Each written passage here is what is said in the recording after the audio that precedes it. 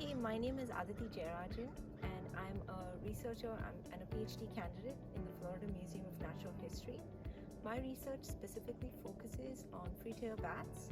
I like to use our museum collections in my outreach and as part of my chapters. Hi, my name is Verity Mathis and I'm the Mammal Collections Manager at the Florida Museum. Along with the day-to-day job of taking care of our mammal collections, I use the collections for research, answering questions about evolutionary relationships of our Florida mammals.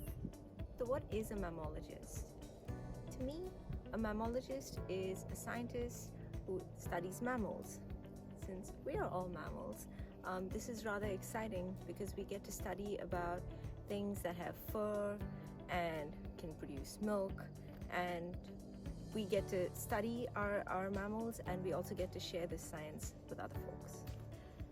So studying mammals is really important because we want to understand how mammals fit into the world around us and the roles they play not only in ecosystems but also in food chains and food webs. And since we are mammals, we want to have a better understanding about that. So mammal collections are important because they help us understand the distribution of mammals over space and time. They basically function as libraries of life. So we can look back at hundreds of years ago and see where certain species were found. We can compare them to current populations and better understand where mammals have shifted over time in response to habitat destruction, in response to humans, in response to climate change. Why are parks important for mammals? I think state parks play such a huge role in the ability for someone to come in and observe different mammal species. We don't really get to go and see them in their natural habitat too often. And state parks do a great job of having these animals here, preserving the space around us, and allowing us to see a little snapshot into their lives. So some tips and tricks that you might want to consider when trying to observe mammals at state parks is to look all around you. Look on the ground for tracks and for evidence of them passing through that area. You can find their scat or their poop and know whether or not an animal has been around. The tricky thing about mammals is so many of them are nocturnal that you're not necessarily going to see them when you're wandering around the daytime, so you have to look for these signs that they were there during the night.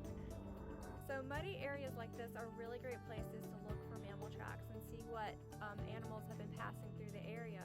So these muddy areas, they're going to be looking for food, they're looking for water, or they're just passing by. And the mud really helps preserve the tracks when it starts to dry out. So things like this, we have a deer track right here. You can see the hoof.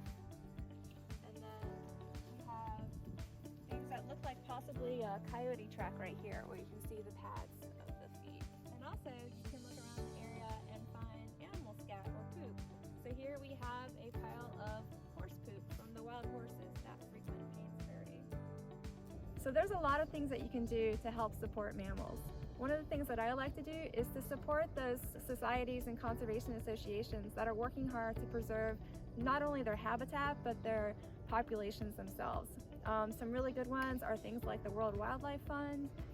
There are some very specific ones. If you're interested in bats, there's things like Bat Conservation International.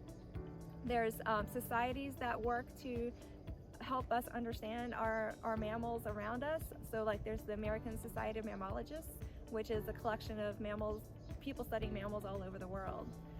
There's also things you can do in your own area. You know, you can provide good habitat for mammals.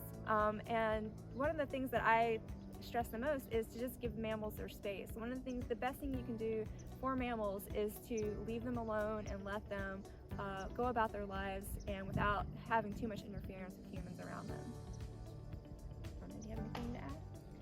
I think just appreciating all the mammals that are out there, going out and having a chance to look at them, apart from supporting the societies that preserve them, maybe have a little field book and note what mammals that you see outside in your backyard. This could in turn help you gain a certain level of respect and appreciation for what exists out there. So you can start off with that.